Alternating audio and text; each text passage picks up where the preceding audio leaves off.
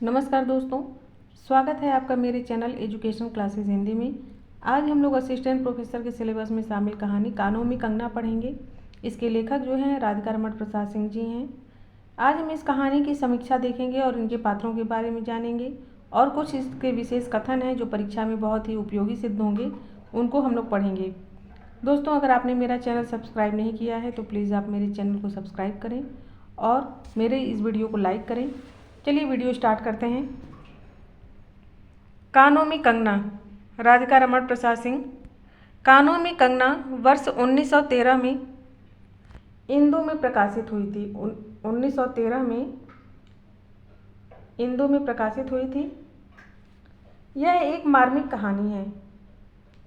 मनुष्य के विवेक को जागृत करने वाली स्थलों का सूक्ष्म वर्णन करती है। वासना और प्रेम में भेद को इसमें स्पष्ट किया गया है। इसमें वासना और प्रेम में क्या अंतर होता है इसके बारे में बताया गया है। कानों में कंगना का प्रारंभ बेहद आकर्षक और अंत बहुत ही दुखद है।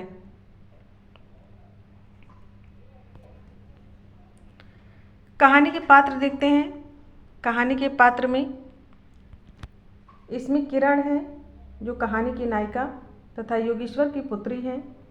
नरेंद्र लेखक है जो इस कहानी को लिख रहा है और अपने बारे में बता रहा है, जो किरण का पति है।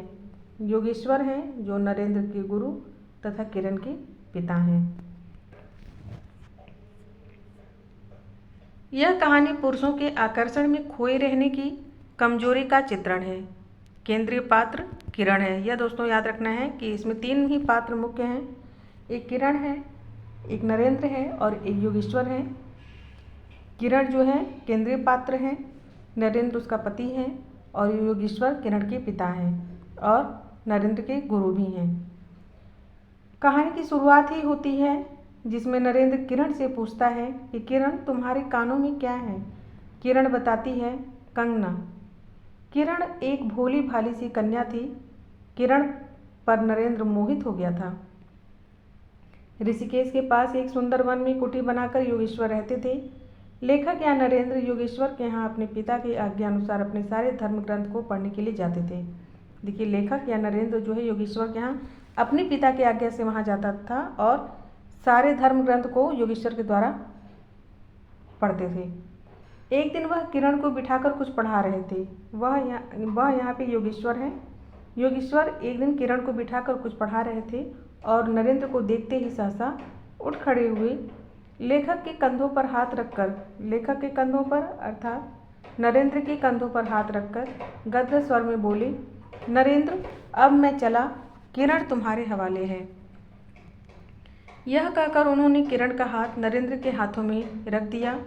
अश्रु भरे नयनों के साथ वो चले गए। इसमें देखिए जो मुख्य कथन कौन कौन से हैं। कंकरी जल में जाकर कोई स्थायी विवर नहीं फोड़ सकती। कंकरी जल में जाकर कोई स्थायी विवर नहीं फोड़ सकती। फिर अगला है, क्षण भर जल का समतल भले ही उलट पुलट हो, लेकिन इधर से उधर से जल तरंग दौड़कर उस छिद्र का नामो निशान भी नहीं रहने देती। यह लेखक नरेंद्र कह रहा है, लिख रहा है कि क्षण भर जल का समतल भले ही उलट पुलट हो, लेकिन इधर से उधर से जल तरंग दौड़कर उस छिद्र का नामो निशान भी नहीं रहने देती। जगत की भी यही चाल है। यदि स्वर्ग से देवेंद्र भी आकर इस लोक चलाचल में खड़े हों, फिर संसार देखते ही देखते उन्हें अपना बना लेगा। एक विवाहिता के परिधान और श्रृंगार में किरण नरेंद्र को और भी मोहित किया करती थी। एक विवाहिता के परिधान और श्रृंगार में किरण नरेंद्र को और भी मोहित किया करती थी। इसी तरह 2 वर्ष बीत गए। एक दिन नरेंद्र मोहन के घर गया जहाँ उसे किन्नरी मिली। उसको देखते ही वह मंत्रमुग्ध हो गया। तभी से वह सब कुछ छोड़ उस किन्नरी के पीछे पागल सा हो गया। नरेंद्र विवाह के पश्चात एक किन्नरी के ऊपर मोहित हो जाता है। इसी तरह 5 महीने बीत गए। इस दौरान उसने उस किन्नरी को कई उपहार भेंट किए। किरण के सारे गहने बहाने बनाकर चोरी चोरी उस किन्नरी को दे देता है। जब उस किन्नरी को देने को कुछ नहीं बचा, तब नरेंद्र ने किरण से पूछा, कोई गहने बचे हैं। इस समय तक केवल किरण के पास 2 कंगन ही बचे थे जो उसने अपने कानों में पहन रखा था। उसने अपने कानों के कंगन को दिखाया। उसे उस प्रथम पल की याद आई जब पहली बार नरेंद्र ने इसे देखा था। यहाँ पर शकुंतला और दुष्यंत की कहानी का भी जिक्र मिलता है। अभिज्ञान शाकुंतलम, जहाँ अंगूठी एकमात्र निशानी होती है, उसी प्रकार इस कहानी में जो निशानी है एक याद के रूप में किरण के कानों का कंगना है। किरण को इस बात की भनक लग गई और दुखित किरण इस दुनिया से चल बसी।